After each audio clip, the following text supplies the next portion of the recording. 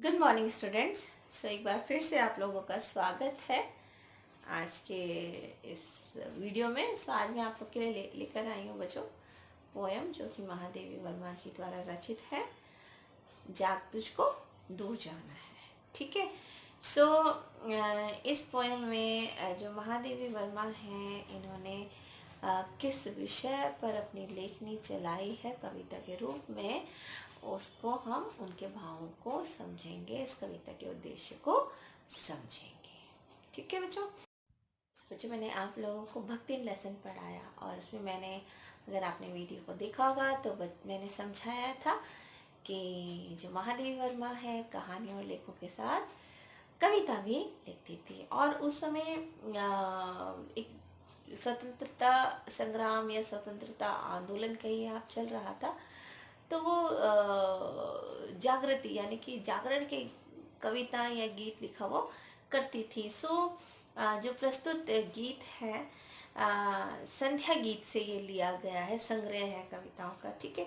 और ये एक जागरण गीत है जिसमें कवित्री ने स्वाधीनता प्राप्ति के लिए भारतीय वीरों का राष्ट्रीय विघ्न बाधाओं और कठिनाइयों की परवाह किए बिना अपने लक्ष्य पर निरंतर आगे बढ़ने की प्रेरणा दी है। ठीक है बच्चों। इस कविता की हम व्याख्या भी सुनेंगे और इस कविता को पढ़ेंगे भी। तो चलिए शुरू करते हैं। बच्चों, poem number 7, page number 23। Poem name is जाग तुझको दूर जाना है। इसमें कवित्री पथिक जो यात्री है उसका पर्यायवाची पथिक है, उसको सदैव आगे बढ़ने का संदेश दे रही है। मैं आप लोगों के सम्मुख ये पोएम की पंक्तियां पढ़ रही हूँ। चिर सजग आंखें उनींदी, आज कैसा व्यस्त बाना, जाग तुझको दूर जाना। अचल हिमगिरी के हृदय में आज चाहे कंप होले, या प्रलय के आंसुओं में मौन अलसित व्योम रोले। आज पी के आलोक को डोले तिमिर की घोर छाया, आज या विद्युत शिखाओं में निठुर तूफान बोले। पर तुझे है नाशपथ पर चिन्ह अपना छोड़ आना, जाग तुझको दूर जाना। मैंने पहले भी बताया बच्चों कि यहाँ पे कवित्री जो यात्री है, तो कौन यात्री, आप और हम, को सदैव आगे बढ़ने का संदेश देते हुए कह रही हैं कि हे पथिक, हमेशा से तेरी सजग एवं सचेत आंखें आज नींद व आलस्य से भरी हुई क्यों दिखाई दे रही हैं? आज तू इतना व्यस्त क्यों लग रहा है? अभी तो तुझे बहुत लंबा रास्ता तय करना है भाई। आज स्थिर रहने वालों हिमालय पर्वत डोल उठे या आलस से भरे हुए आकाश में चाहे प्रलय आ जाए, तूफान आ जाए, अर्थात हर तरफ चाहे उथल पुथल मच जाए,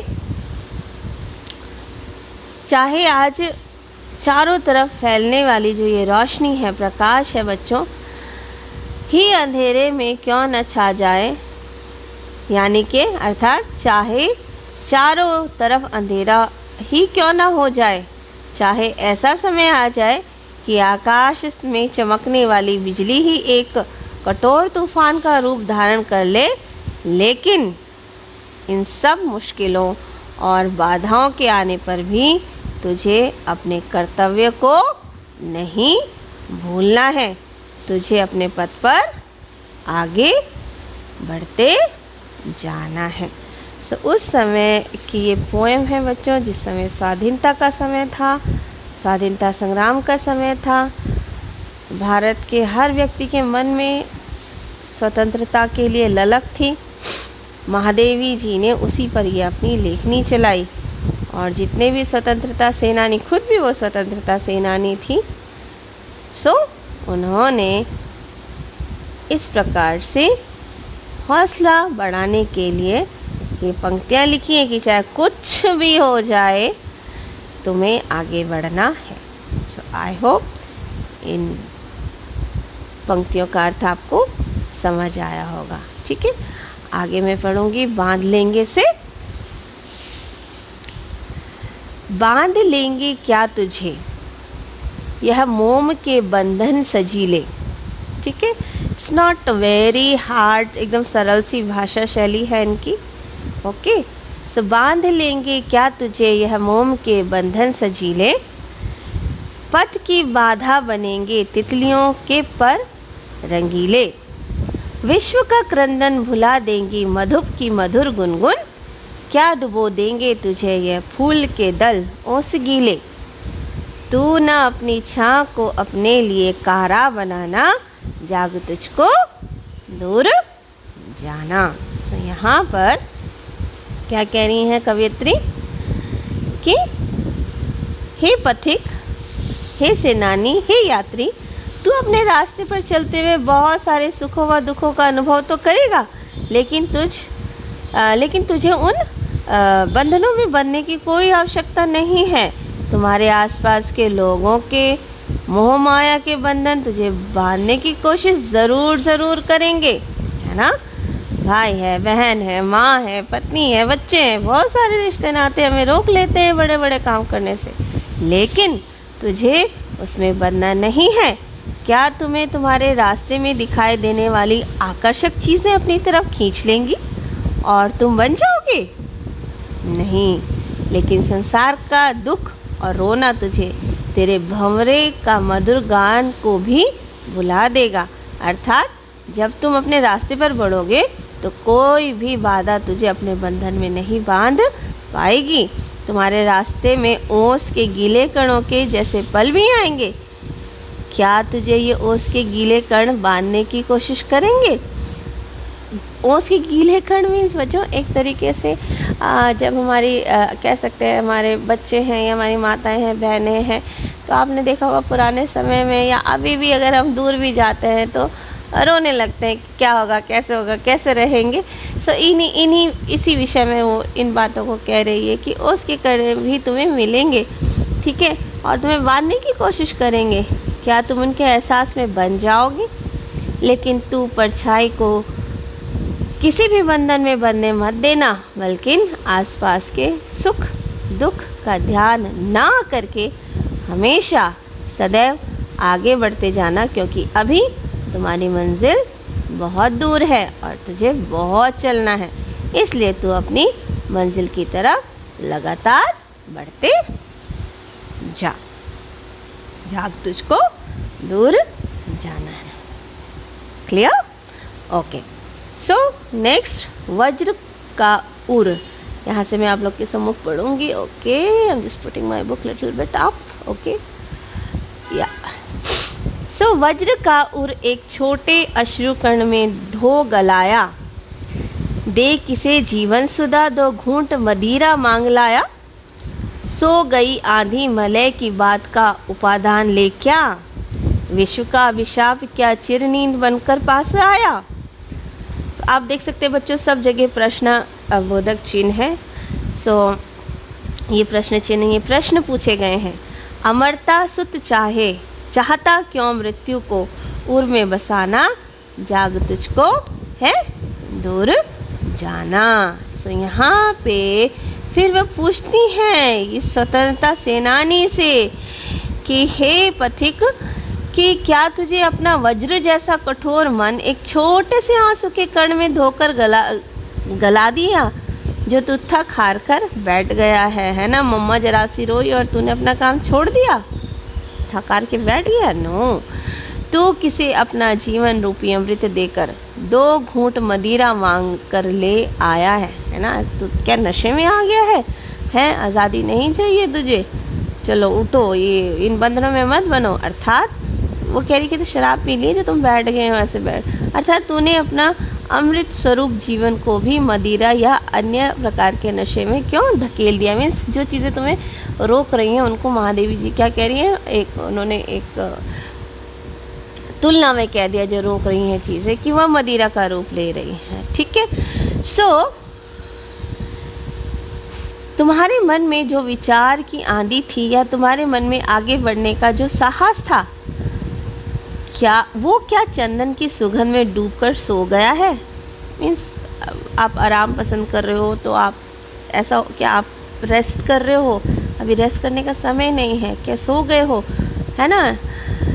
क्या तुम्हें हमेशा सोए रहने का अभिशाप मिल गया है जो थक हार कर बैठ गए हो? क्या तुमने अपने कर्तव्य को भुला दिया है? क्या पूछ रही है? क्या तुमने अपनी ड्यूटी भुला दी है? तुम्हें आज़ादी की लड़ाई लड़नी है, तुम भूल गए हो। और फिर क्या के पूछ रही है वो, तू तो देवताओं की संतान है, तुझे अमरता का वरदान है, तू जो चाहे कर सकता है, तुम्हारे अंदर इतना साहस है कि तू जब सब कुछ प्राप्त कर सकता है, फिर क्या तू आलस से भर कर बैठ गया है? ठीक है, तुम अपने अंदर की शक्ति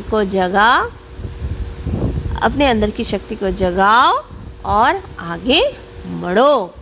अभी तो तुम्हें बड़ा लंबा सफ़र तय करना है और अपनी मंजिल तक पहुंचना है।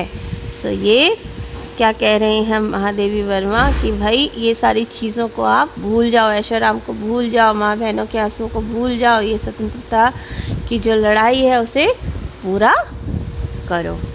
ठीक है, क्योंकि तुम्हें अभी बहुत आगे तक जाना है। ओके, ये अंतिम लास्ट की जो पंक्तियाँ हैं बच्चों, ध्यान से सुनिए। कहना ठंडी सांस में अब भूल वह जलती कहानी, आग हो उर में तभी दृग में सजेगा आज पानी। हार भी तेरी बनेगी मननी की जय की पताका, माननी जय की पताका, राख क्षणिक पतंग की है, अमर दीपक की निशानी है, तुझे अंगार शैया पर मृदुल कलियां बिछाना, जाग तुझको दूर जाना। महादेवी वर्मा। यहाँ पर बच्चों क्या कह रही हूँ कि हे मनुष्य, हे पथिक, ठीक है, तो ये मत बोल कि आज तू अपने अतीत की जलती हुई कहानियों को भूल गया है ना?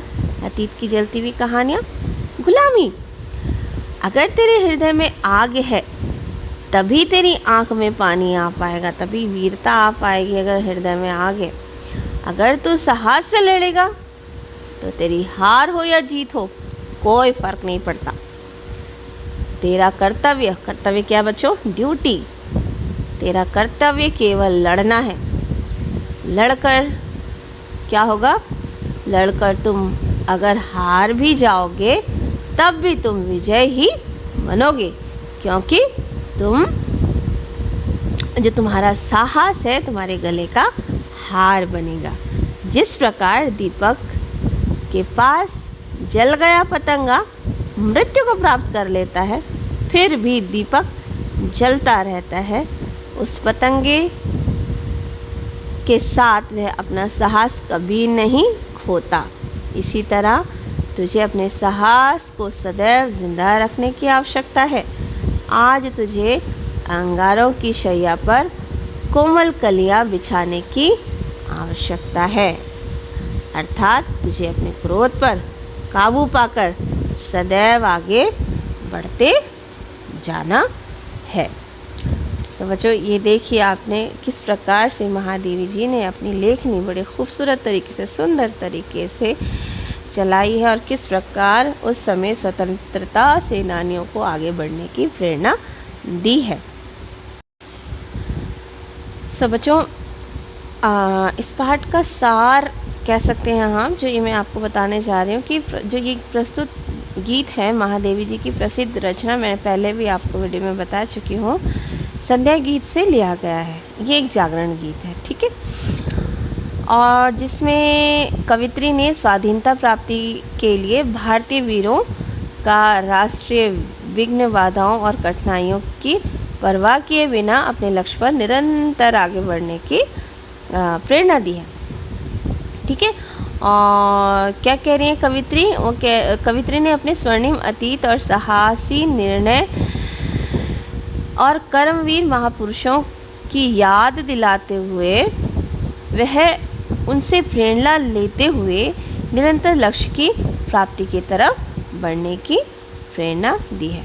ठीक है। और छायावाद की कवित्री हैं महादेवी वर्मा जी। सो उस समय के सभी कवियों ने स्वाधीनता संग्राम में बढ़ चढ़कर भाग लिया, बच्चों ध्यान रखिएगा।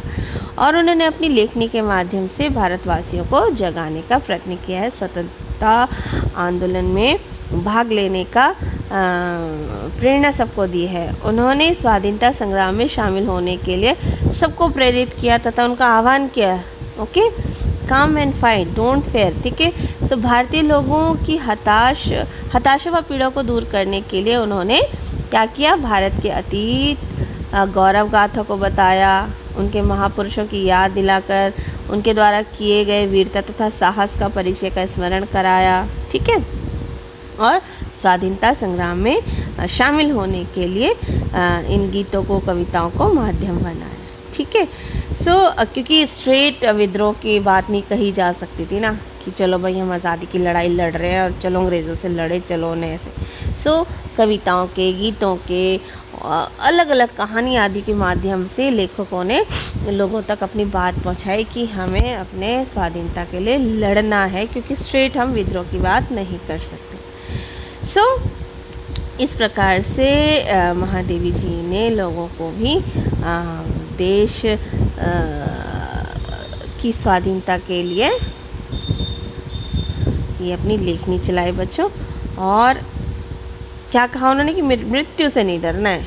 ठीक है, मृत्यु से नहीं डरना है। उन्होंने एक जगह पे बोला है, अभी मैंने आपको ऊपर इसकी व्याख्या समझाई कि एक पतंगे का उदाहरण देकर बलिदान का महत्व समझाया। ठीक है।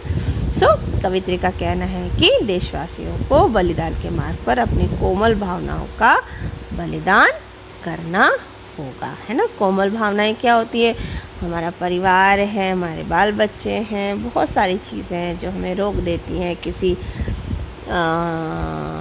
क्या कहना चाहिए, किसी कुर्बानी के लिए या किसी युद्ध में लड़ने के लिए। ओके। सो आई होप बच्चों आपको ये कविता समझ आई होगी। Thank you, bye bye.